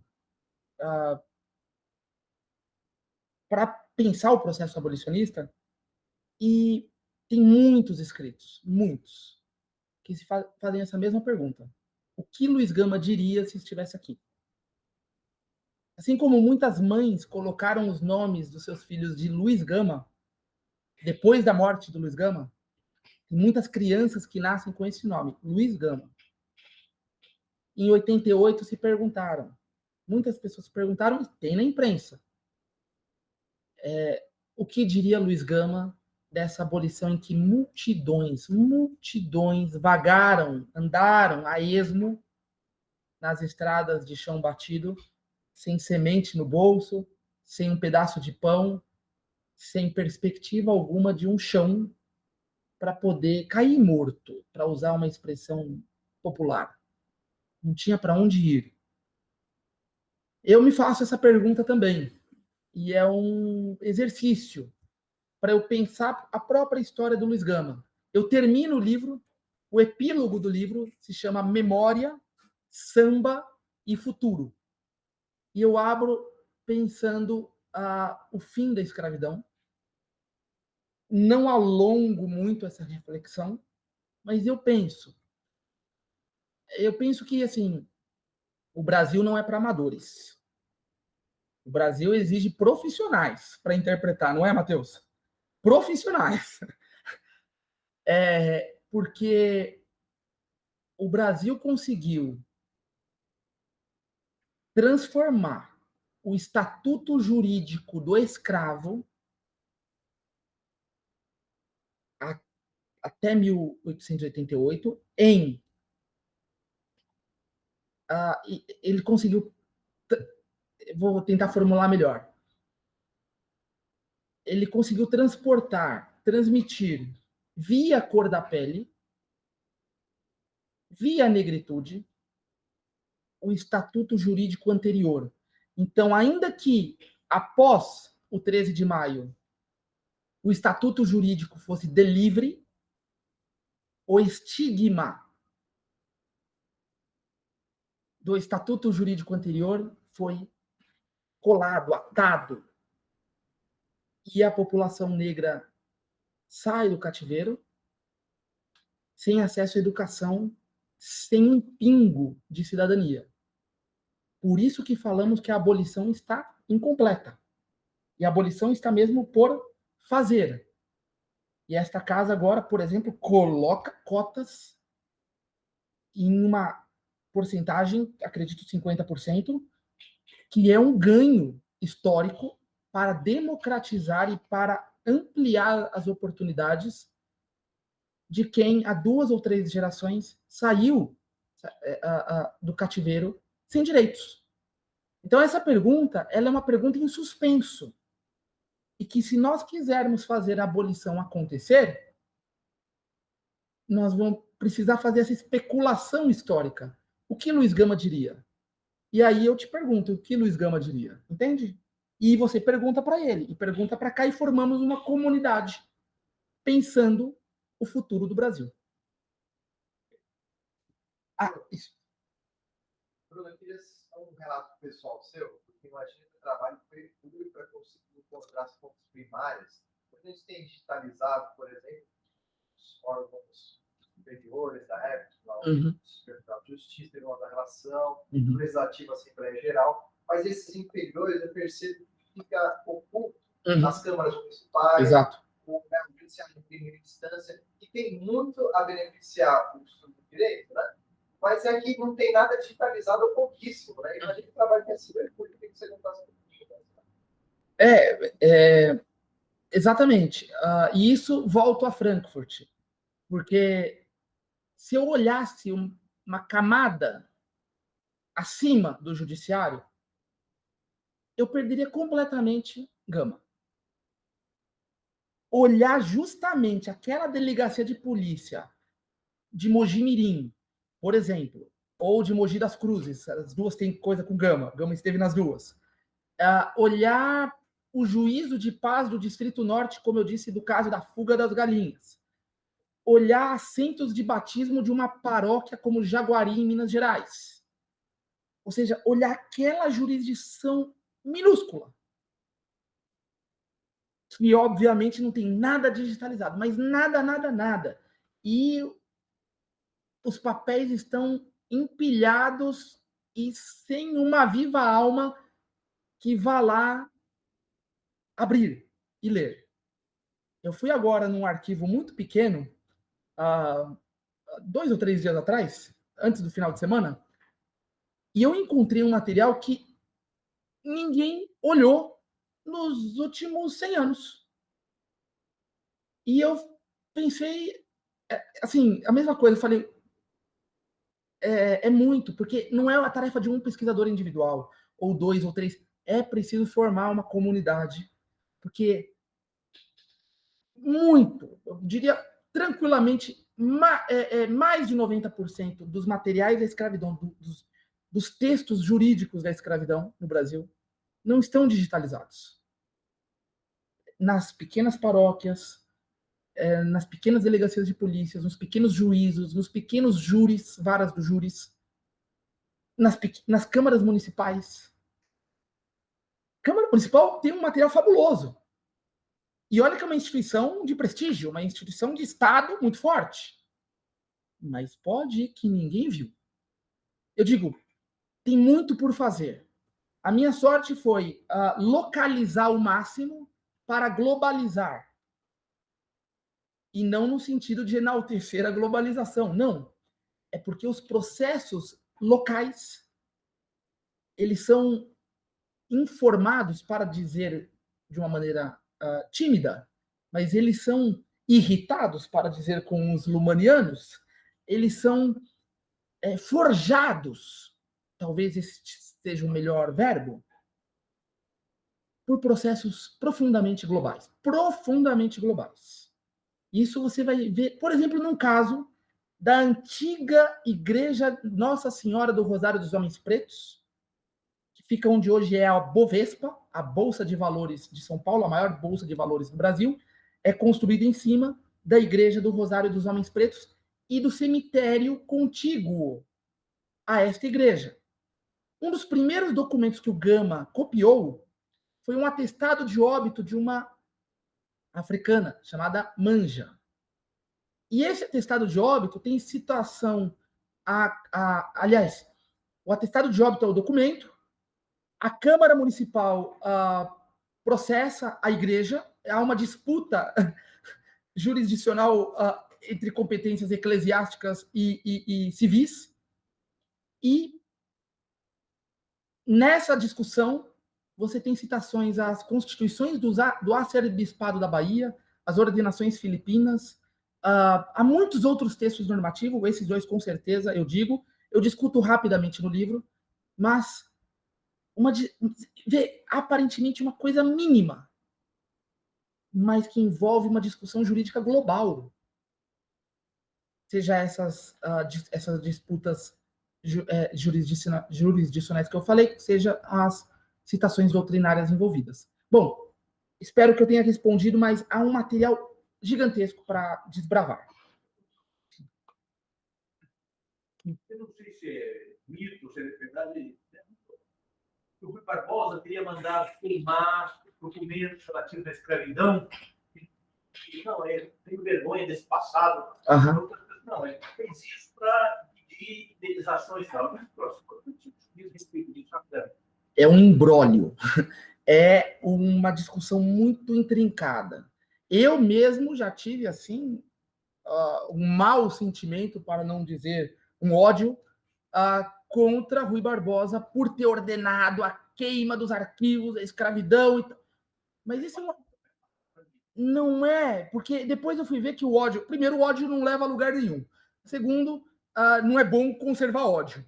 Portanto. Terceiro, a história é um pouco diferente. E aí, em benefício do Rui Barbosa, a gente tem que reconhecer que, primeiro, a ordem é para um tipo de documentação. sob a guarda do Ministério da Fazenda, e ele era o titular do Ministério da Fazenda à época. Ou seja, não estamos falando da queima dos arquivos da escravidão, porque isso é uma falácia preguiçosa. Muita gente falou, não vou nos arquivos porque o Rui Barbosa queimou. E acabou a conversa. No mínimo, 2 gerações de historiadores sustentaram esse ponto e pararam qualquer procura nos arquivos por esse argumento falacioso. O fato é que ele tinha um contexto político muito delicado e que o Partido Republicano, não é ele individualmente, decidem por eliminar qualquer prova que pudesse ser, qualquer elemento que servisse de prova para indenização para os senhores. Então, diante de uma instabilidade política tremenda, ele opta, junto ao Partido Republicano, ele é claro a cabeça desse processo, em ordenar a queima de um tipo específico de documentos. Mas com com tanto de documentos que temos, nós podemos escavar os arquivos da escravidão e encontrar toda sorte de documentação que prove a ilegalidade do cativeiro, por exemplo. Não sei se há mais perguntas desse lado. Professor Vitor Russo. Além de... Não li o livro todo aí, mas além de ter lido uma grande parte do livro, tenho divulgado ele por aí, inclusive aqui na disciplina sobre abolicionismo, ainda não incorporaram na Fedeleche esse livro como uma referência, entendeu, obrigatória, assim como o livro do professor Ariel Pesso, que escreveu sobre as ideias dessa faculdade. São 2 literaturas que acho que são tornadas justas. Mas, ao mesmo tempo, esse livro, que está nessa biografia do Gama, pode inspirar outros trabalhos para onde você vai fazer, ou está inspirando, que é a repercussão contemporânea do Gama enquanto vivo. Na época, ele não foi um sujeito desconhecido. Tanto é que a gente trocou a ideia de que lá em Belém do Pará houve um clube abolicionista Luiz Gama. Lá na Amazônia, que durante muito tempo eclipsou a escravidão negra e deu muita importância para a escravidão indígena. Mas, aos últimos 20 anos, principalmente com a influência da Unicamp, algo foi produzido lá, pelos professores que fizeram tinta na UFPA Unicamp. O Gama fez discípulos, o Gama inspirou outras coisas, porque tudo bem que ele seja um luminar, mas há um conhecimento normativo de como, pelo menos, acionar as estruturas judiciais, entendendo a eficácia do que ele fez, que ele inspirou no Brasil réplicas, essa expressão péssima, mas ele inspirou outros atos, outras atitudes do mundo jurídico, que já consegui observar nas andanças por aí. Eu argumento, e certamente você conhece o argumento, de que o Gama sofreu um apagamento, sofreu um silenciamento, e sua obra, muito de caso pensado, especialmente no mundo jurídico, foi uma obra que foi apagada, praticamente no limite, foi enterrada, soterrada e salgaram a terra. É possível a gente avaliar que, especialmente, os seus ex-colegas de Partido Republicano e os rumos que o Partido Republicano assumiu no Brasil na década de 1890, eles elegeram outros baluartes, outras personalidades, e muito de caso pensado, eles apagaram a recepção do Gama. Mas, se pensarmos que Cosme de Farias, na Bahia, dedica o seu livro, não é exatamente a recepção de uma técnica jurídica, no caso de Cosme de Farias, mas há um estilo de ativismo que combina direito e imprensa que é tributário de Gama. O mesmo pode-se dizer de Evaristo de Moraes, que no Rio de Janeiro se torna um dos advogados mais bem conhecidos na cidade, e que também era um leitor de Gama, procura Gama, e uma das pistas fundamentais para eu encontrar a questão Neto é dada por Evaristo de Moraes em 1924, com a escravidão africana no Brasil. O seu ensaio de historiador do direito, muito embora ele fosse um advogado criminal, que talvez até aumente a capacidade de análise. Mas, para lhe responder muito objetivamente, esse é um trabalho a ser feito. Eu, com o livro, eu escrevo a luta do Gama, como o Gama produz conhecimento normativo no Brasil, como ele aprendeu direito, como ele praticou direito, como ele escreveu direito, como ele teorizou o direito, e eu vou até ali, em 1882, com a morte do Gama, muito embora o epílogo tente dialogar um pouco com o contemporâneo, muito de maneira pontual. Eu também não exploro isso tanto. Mas esse trabalho da recepção dos argumentos do Gama, pós-mortem, é preciso ser feito. Eu sei, por exemplo, intuiria com uma certa facilidade que o conselheiro Macedo Soares, enquanto juiz, na década de 1880, depois da morte do Gama, está escrevendo, está decidindo conforme a doutrina do Gama. Estou falando de um juiz. Gama, professor de direito. É essa a ideia que é valiosa, e por isso que eu tive que escavar a doutrina do Gama, que são os escritos das obras completas, fundamentalmente o volume Direito e o volume Crime. Esses 2 volumes, assim, é o coração da doutrina jurídica do Gama, que vai se comunicar com outros volumes, Democracia, Liberdade, e mesmo os volumes Polícia e Justiça. É isso que eu pretendo ver nos currículos não é nem o meu livro, digo muito francamente. Prefiro muito mais ver os escritos originais do Gama sendo recepcionados, as obras completas, portanto, do que o livro, porque aqui é uma espécie de guia de leitura das obras completas. Né? Porque o que interessa é voltar à obra do Gama e ver como é tudo muito contemporâneo. É tudo muito presente. Hoje, com o professor Pier Paolo Bottini, nós exploramos conexões da dogmática, de como o Gama operava a dogmática penal e como a resposta de juízes priorizavam a exclusão primeiro e depois garantia de direito. Mas, muito embora seja rigorosamente verdade, que o professor Duvi fala, de que um ato mínimo, às vezes, quase que como uma brincadeira do destino, faz um juiz, como Rodrigues Soares, em Santos, dizer, não, esse processo precisa de curador. E esse curador é este cidadão que se apresenta aqui, com os argumentos para defender. Se terá mérito a causa ou não, é uma outra discussão. E aí outro juiz, mais à frente, Silva Bueno, num lance de sorte, talvez, mas um lance e tinha alguém ali, ou seja, não é um sistema 100% fechado. É um sistema que tem uma brecha, que tem um espaço. E o Gama procurava olhar aquele espaço. Agora, hoje, com o professor Pier Paolo, surgem questões da dogmática penal que não me tocavam, que não passavam pela minha leitura. E o professor Pier Paolo, sendo advogado, sendo jurista que observou num texto do Gama que nós trabalhamos com a turma, como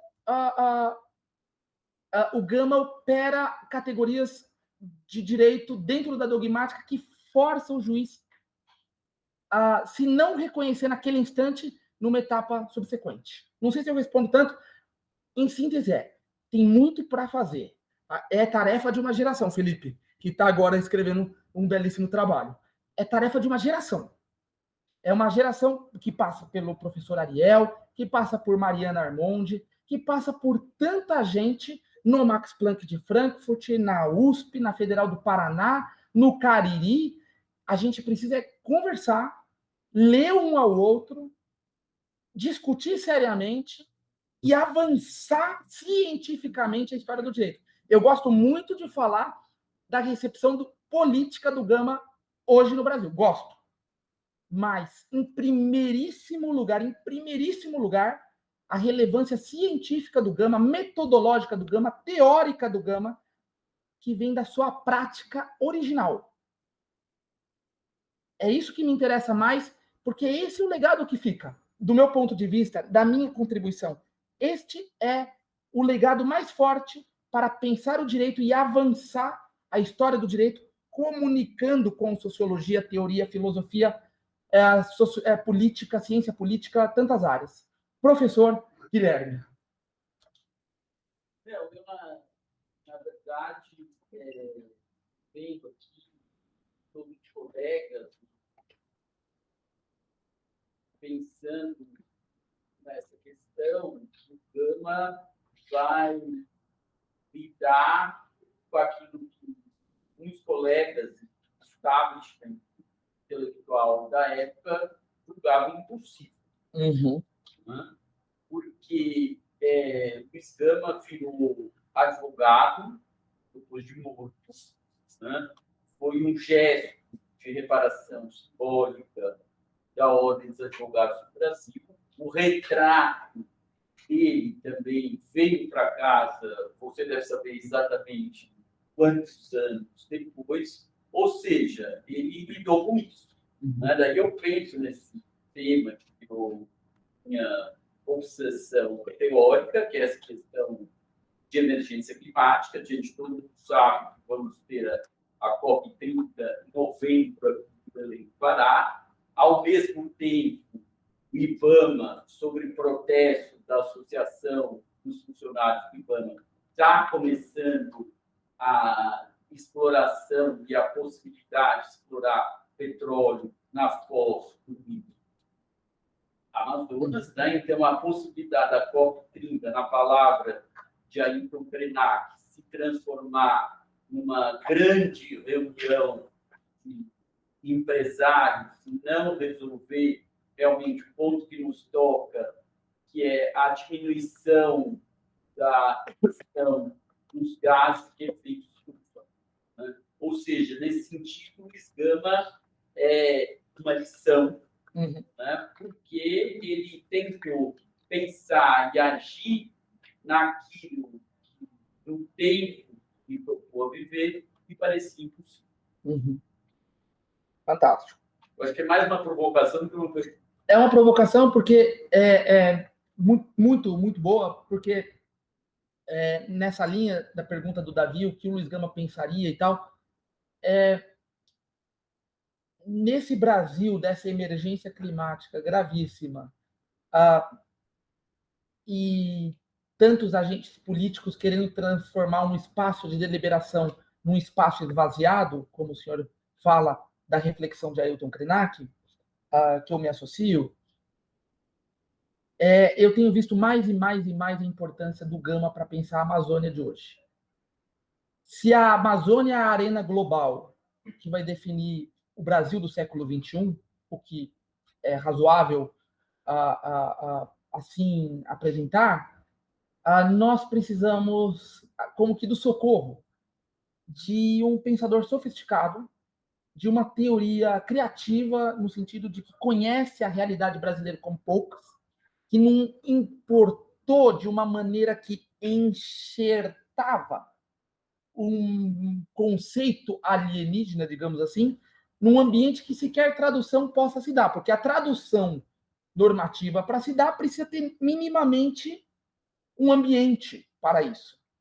E quantas vezes nós tentamos traduzir algo que não vai à frente e que vira uma quimera, uma especulação, uma miragem de 2 ou 3, né? E tem muitos exemplos disso. O Gama está pensando a realidade brasileira e ele compreende a natureza, ou melhor, a formação social brasileira de uma maneira muito arguta, e do direito, e como que o juiz decide, e como a jurisdição é formada, e como a política invade o direito, e como a administração conforma os interesses.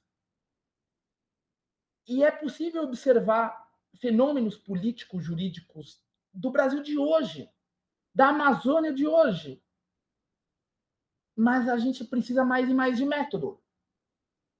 E o Gama tem uma dimensão, a obra do Gama tem uma dimensão metodológica, professor Lucas. Tem insights teóricos, tem formulações teóricas, mas é muito útil para pensar também, porque poderíamos falar de violência policial, conseguiríamos fazer a associação mais imediata. A obra do Gama permite que analisemos a criminologia, ou melhor, o encarceramento em máxima, sob a perspectiva da criminologia crítica, de modo assim, direto. Ou podemos ir para outras e outras e outras áreas. Mas essa de olhar o fenômeno da grilagem na Amazônia, por exemplo, ou o fenômeno da produção falsa de títulos, que sem isso não teria o desmatamento como tem hoje. Então, é fantástico o seu insight, professor, porque toca o seguinte: nós estamos no século XXI de uma emergência climática que nós precisamos de repertórios novos para dar conta dessa complexidade. E o que eu apresento modestamente como contribuição ao debate científico é o método de Luiz Gama. Tem um método para pensar essa produção de títulos falsos. E a legalização desses títulos falsos. E a conversão desses títulos já legalizados em títulos legítimos para receber financiamento do Estado, por exemplo. Se nós observarmos o que acontece hoje na Amazônia, e lermos a história do Brasil do século XIX, e lermos, portanto, Luiz Gama, nós entendemos melhor. Porque está repetindo. Nós não destruímos a Mata Atlântica? Nós não desmatamos a Mata Atlântica em tempo recorde para criar as plantations de café? Foi um processo de uma engenharia sofisticada. Como está sendo agora para a soja no Mato Grosso? Como está sendo agora para a pecuária em Rondônia? Com o Brasil do século XIX e o Brasil do século XXI são muito próximos. Muito próximos. Para entender o 21, e nós já estamos em diálogo para projetos futuros, é preciso mais voltar ao 19. Que a gente traz, e essa é a importância da história do direito. A história do direito não é um conciliábulo, para dizer com Luiz Gama, não é um grupelho, algo fechado para iniciados, para convertidos. Não! A história do direito, ela só tem relevância quando propõe algo ao futuro. Não foi por outra razão que Savigny compilou as fontes romanas. Do direito romano. Não era para um culto ao passado, mas era uma projeção ao futuro. Correto, professor Newton? Uma projeção ao futuro. Nós precisamos pensar o Brasil do século XXI, voltando ao XIX e voltando com a melhor tradição jurídica, e melhor no sentido porque quer fazer justiça, quer estar a serviço da sociedade. Não é uma hierarquia que olha de cima a baixo, não é uma máquina de produzir desigualdades e opressões. A tradição jurídica de Luiz Gama é uma tradição que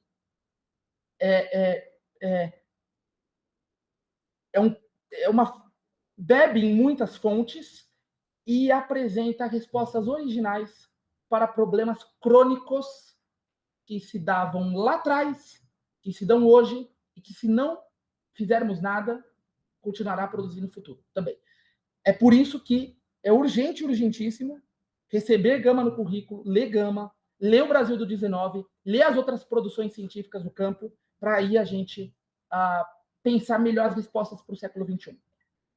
Falei demais. Aí é o moderador. Eu já não sei o horário. Não podemos cercear a palavra, né? Olha, você viu a voz da autoridade máxima. Que delegação. Que é o direito? Eu acho que essa pergunta é bem simples. E o modo como Gama viu isso, que ele deu vida a esse direito. Trabalho em pesquisa sobre Gama, eu pesquisei no nosso país, no mundo,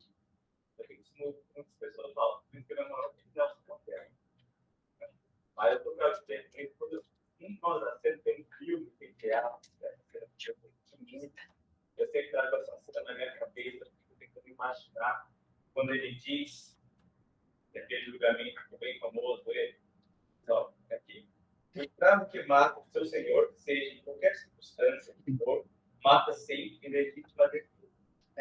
Quando ele criou essa legítima defesa, eu acho que a gente tem que pensar que foi esse direito para ele. Olha, esse é um tema que dá tranquilamente para falar por muitas horas. O que é o direito para Luiz Gama? Que vai chegar até esse limite que você apontou. Que aí é o limite mesmo, não tem mais nada depois disso.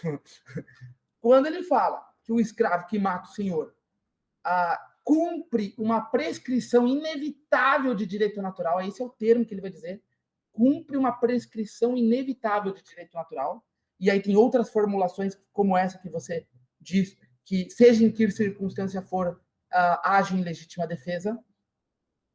Esse é o limite mesmo. Eu não conheço nada mais radical do que isso dentro do direito. Em qualquer das leituras que eu já fiz, eu não encontrei nenhuma proposição jurídica tão revolucionária quanto essa. Porque saiu daí, já saiu do direito, eu acho. Não vejo como mais. Mas ele escreve isso e fala isso num contexto muito específico. E em um momento mesmo da história, e diante de circunstâncias muito próprias. Para ele chegar a esse ponto, ele respondeu essa pergunta muitas vezes. O que é o direito? Eu digo uma que eu trago de cabeça, que eu gosto muito, tem outras, mas ele escreve, uma coisa que é interessante no Gama, é que ele escreve um dicionário satírico, é um dos volumes das obras completas, um dicionário satírico, em que ele vai definir o que é igreja, hospício, exército, José Bonifácio, ele vai dar nome de pessoas, o que é agulha, o que é o casamento. É um dicionário de 365 verbetes, que é, assim, fantástico, fantástico, fantástico. É de uma perspicácia dessa, que só um caldo cultural, como a da São Paulo, da metade do século XIX, pôde dar. E ele vai definir direito duas vezes. Não, ele vai dizer que é um procedimento desregrado, brutal das bestas, e assim ele vai, eu peguei leve agora, ele vai definir o que é juízo, o que é magistrado, o que é código, o que é lei, mas ele vai definir uma que ele vai dizer assim, que para mim é mais intrigante. Eu gastei boas 60 horas para tentar entender essa definição que eu digo agora. Ele vai dizer, direito tem várias acepções. Lembre-se, é um dicionário, tá? Ele tem várias acepções. Ponto.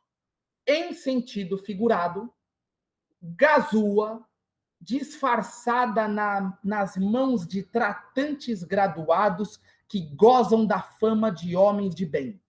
Ponto. É uma definição, um verbete, que eu não sabia o que era gazua. Eu fiquei horas abrindo dicionários antigos. O que é gazua? Que no castelhano é ganzua, acredito. Porque cito o Diego Galeano, que vai falar de gazua na literatura, numa história do direito da Buenos Aires do século XIX. Falei, o que é gazua? Gazua é uma chave micha. Você já ouviu Racionais? Não tem no 157, que é uma música dos Racionais, que ele fala, a micha caiu? Tem um trecho que ele fala, a micha caiu. Essa expressão eu conhecia. E muito bem. Uma chave micha, uma chave que abre um código. Seja o código de uma fechadura, seja um tambor de uma fechadura de uma porta, seja de um cofre. Mas ele escreve, em sentido figurado, gazua. O direito é essa espécie de instrumento. Gazua, disfarçada nas mãos de tratantes graduados que gozam da fama de homens de bem. Graduados, ele está falando de um tipo muito específico de agente, que é o bacharel. Que gozam da fama de homens de bem, que tem uma excelente reputação social. Disfarçada, a pessoa não mostra, não transparece que possui aquele objeto. E a gazua abre portas. E o Gama vai pensar que um bom operador do direito tem que ter uma boa gazua. Ele não faz... Porque a gazua não era só do crime. A gazua era da polícia também. E o Gama foi policial. Gama serviu à Força Pública de São Paulo por 6 anos. Então, e foi escrevente de polícia, escrivão de polícia, amanuense da Secretaria de Polícia por mais 15 anos, totalizando aí 19. 15 mais 6, não, 21. Então, resumindo, o direito para o Gama, numa acepção artística, digamos, era uma gazua, era uma chave micha. Só que só isso dá para ter reflexões teóricas tantas. Eu vou parar por aqui, mas o direito pode ser entendido como um instrumento para abrir portas e que sejam essas portas as portas da justiça e da emancipação. Compreende? César. O trabalho e a construção que você traz sobre isso, sobre o papel do direito, da justiça,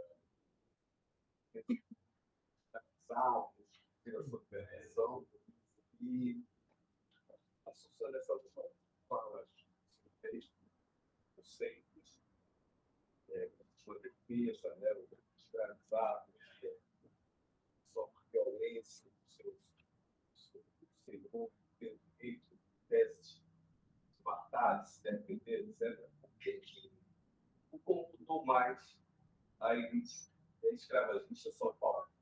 Esse processo da população do município é muito mais essa elite com os políticos locais.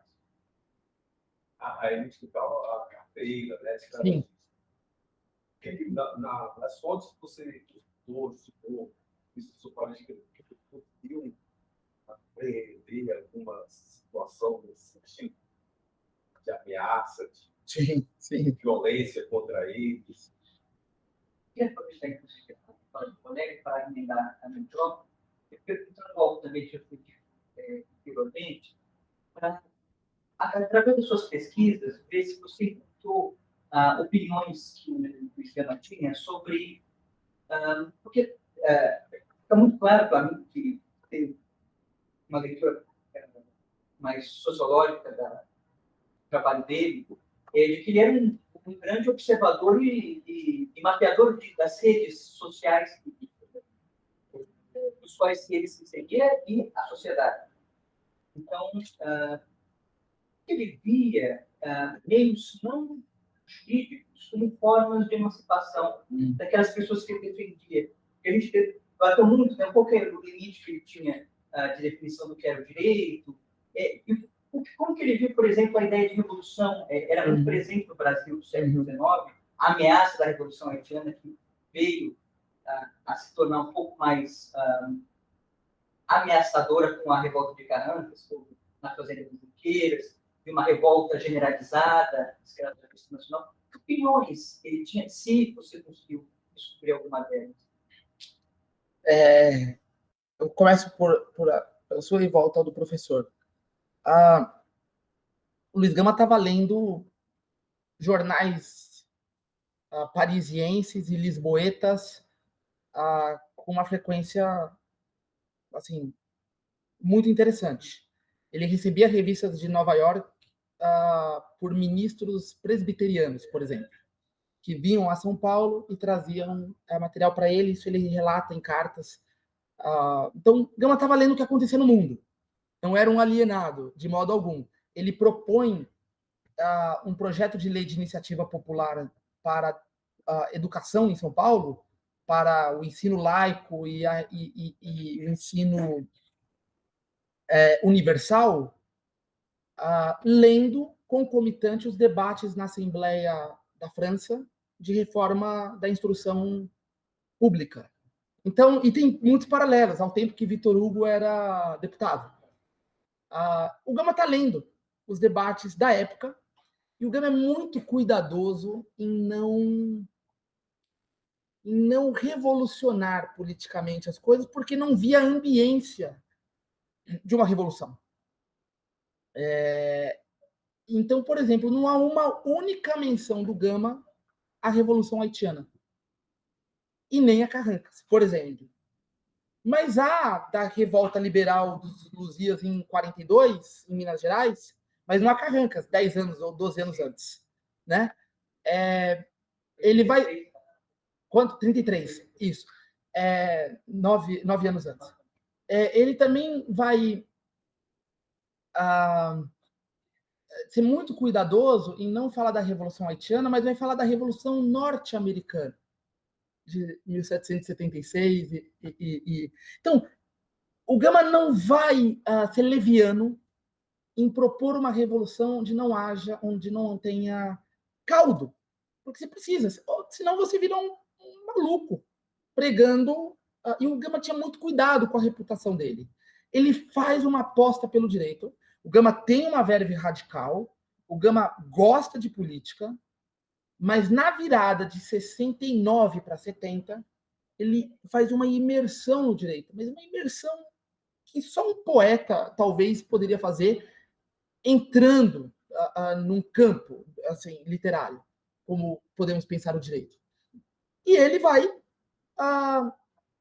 apostar no direito, apostar nessas brigas, na resolução desses conflitos pequenos, como meios de mudar a realidade. Então, ele não vai para uma abstração, precisamos de uma... Ele fez isso em algumas fases, tanto no início da vida pública, digamos, dele na imprensa, quanto no finalzinho, quando ele estava quase cego, sem andar, praticamente, em que ele escreve a obra mais radical dele, que é a Carta Ferreira de Menezes, onde tem a frase do escravo que mata o senhor cumpre uma prescrição inevitável de direito natural. Então, agora, o Gama, pensador da política, ainda está para ser escrito. Eu não fiz isso aqui, mas é um trabalho ainda para ser feito. E a pergunta do professor, muitas ameaças, mas muitas, de todos os cantos da província. Ameaças de morte, ameaças de assim, não entrar num lugar. Foi preso. O Gama foi preso mais de uma vez. Então, muitas. Eu poderia passar longamente aqui dizendo quais são essas. O livro explora, e fica o convite, claro, para a leitura desses exemplos. Tá? Mas muitas mesmo. Mais alguém?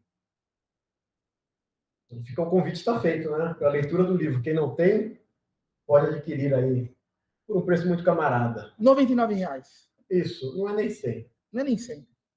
Obrigado, professor Tomás Duque, professor Celso Campilon, professor Bruno Lima e Luiz Gama e toda a plateia presente. Obrigado.